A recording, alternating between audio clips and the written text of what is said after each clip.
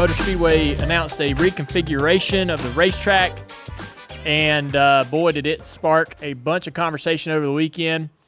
I mean, ever since I've been racing in Atlanta, I've talked about how I wished I'd have had the chance to run on the original configuration, which was a true oval.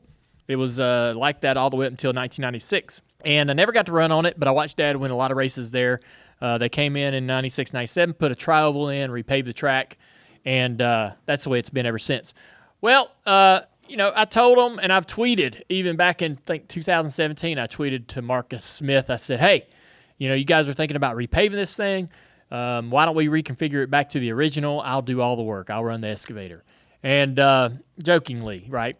They're not going to do that. They're not going to spend all that money to tear down grandstands and all the physical facilities to change the shape of the track. All right, the wall, everything's going to stay in the same place.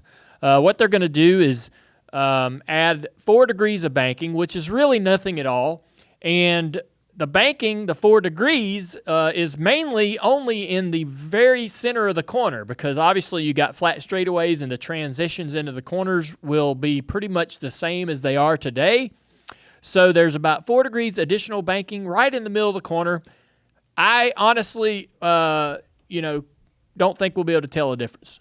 You might be able to tell a subtle difference, but not a whole lot. It's just 4 degrees. It's not 10. It's not an additional 8 degrees, 10 degrees. That's a bit much. You would definitely know the difference. The other thing, though, that to get that 4 degrees, they're going to move the bottom of the racetrack in toward the wall. So that's going to take a lot of width away from the track. It is now about 55 feet in width from the apron to the top of the wall, and the drivers use every bit of it. They love this racetrack, and rightfully so. I loved racing there as well, multiple grooves running all over the place. It's going to go all the way down to 40 feet. When I heard 40 feet, I thought, man, that's a lot. That's 55 to 40. That sounds narrow. That's crazy. Well, all along to test out, SMI said, hey, iRacing might be able to help us kind of try a lot of options. iRacing can build a virtual track, and we can, at least see what this looks like. This is a great idea because iRacing has helped the Chili Bowl. Mm-hmm. They had an irregularity in their racetrack during the Chili Bowl, and iRacing had the scan from the track the year before and said, yeah, judging by our scan, your track is different in this spot. They fixed it. Drivers loved it. And they found it was creating an issue with the racing there. And so that was like the first moment when people went, wow, okay, this iRacing thing, and this could be used as a tool. California is using iRacing to try different options on how to reconfigure Fontana down to a half mile. iRacing has been used in a lot of other ways as far as the Chicago street course, yep. Right?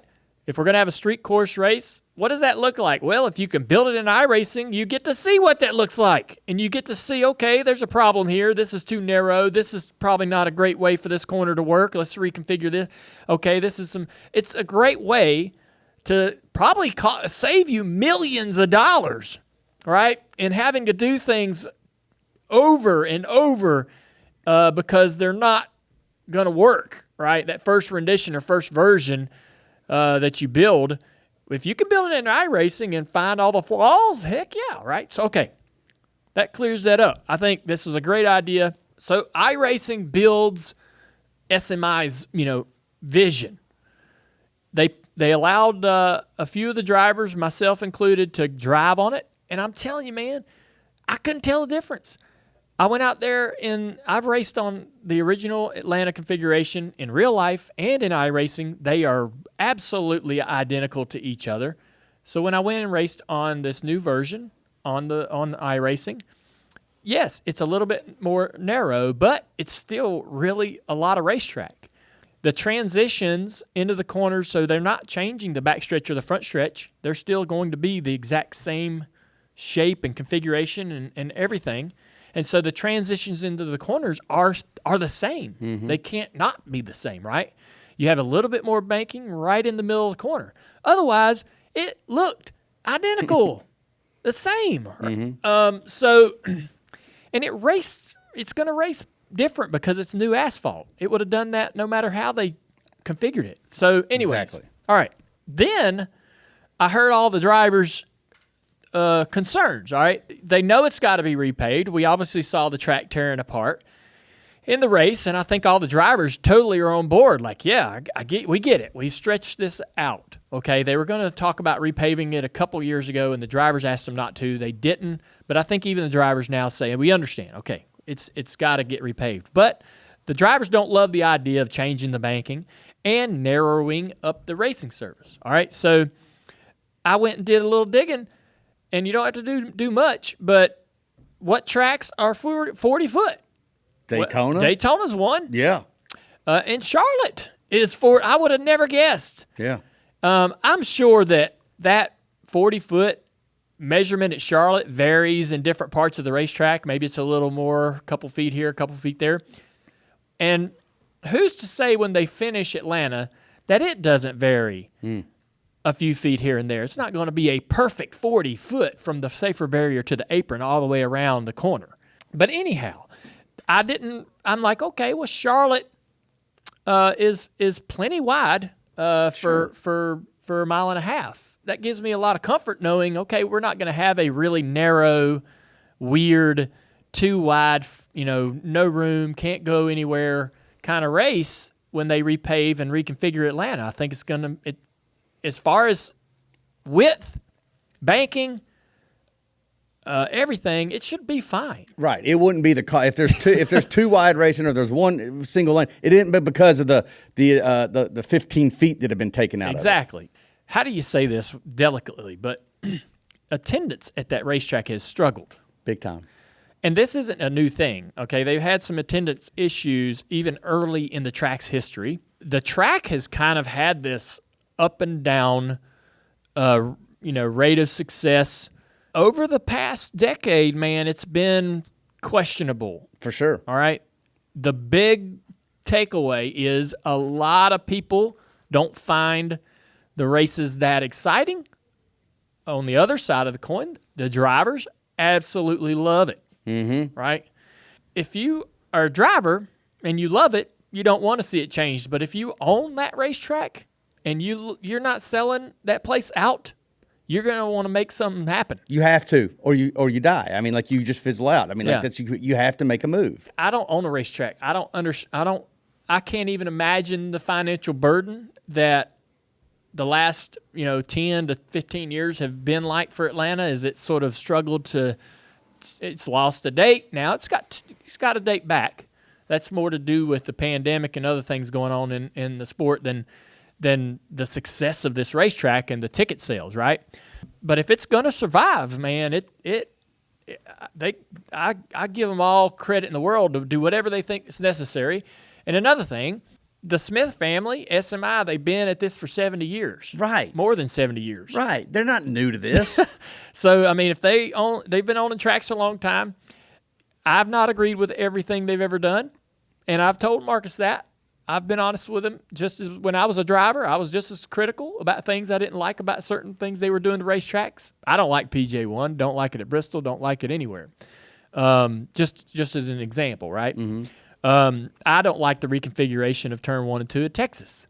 I think they hurt that track, and maybe it'll get better, maybe it'll get wider, and maybe it'll become a fun track, but didn't like it, all right? Didn't see any reason for it.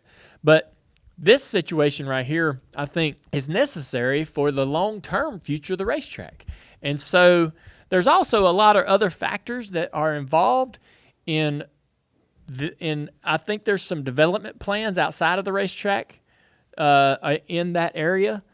And so I think those also are contingent possibly on this track reinventing itself. Mm-hmm. All right? And if maybe if this reconfiguration doesn't meet a certain target, then the development plan doesn't happen. It's very possible all that's tied together. I understand the driver's concerns. I used to be a driver. I used to have those concerns. I used to be outspoken and critical, and at the drop of a hat, quick to say whatever I thought, whether it be in front of a microphone or on social media. But man, ever since I got into the booth, it's changed my whole point of view on a lot of those things, and I really can't argue what they're trying to do. I really can't. And it might not work, but it might work. And I don't know if it's going to work or if it's going to fail. And so I'm glad you said that, and neither does Marcus, by the way. But you got to do something. Yeah. Don't you? I mean, doesn't Marcus have an obligation to, earn back customers that he previously had at Atlanta Motor Speedway? Doesn't he have that? That's the way I feel. I always like to listen. I usually start from a point that drivers will complain just about everything, right? That's where I start. It's not where I always end, but it's where I start. And I open up the possibility of drivers making a compelling case on why they have a warranted, gripe. And in this case, I didn't hear a very specific or compelling case on why they're unhappy. I heard that Kyle Busch thinks that nobody has a brain. I don't think he's correct. I think that there are people, probably even smart people, that are actually making decisions.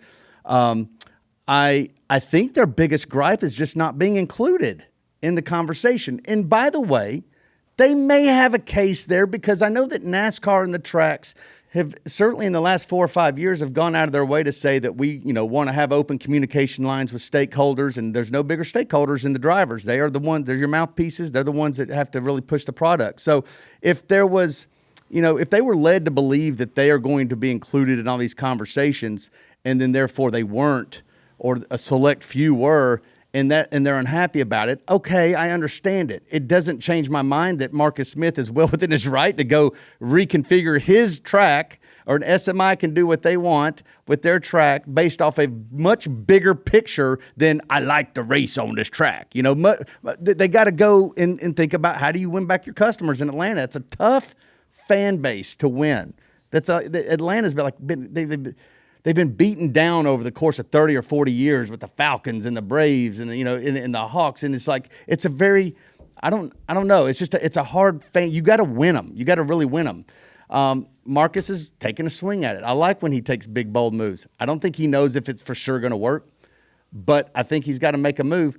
I felt drivers were throwing insults at iRacing unnecessarily. iRacing didn't go. iRacing isn't the one moving the needle on this. They were sought. Their opinions were sought, right? Yeah. Just like they are on Chicago's road course. That's how iRacing's rolling this was. I don't like how you're sitting there saying, suits shouldn't just, be designing racetracks. Well, I think Marcus and the Smith families earned the right to wear a suit and design a racetrack. I don't think you'd have every suit do it, but I do think they deserve a little bit more respect than that. And ultimately, I just felt like that. I think Atlanta needs to do something. Life is best lived in motion. And that's why Tire Pros gets you ready for all your driving adventures. Whether it's along corners and curves, across city and state lines. Because we're more than just tires. We're auto care too. Tire Pros, so you can focus on the road ahead.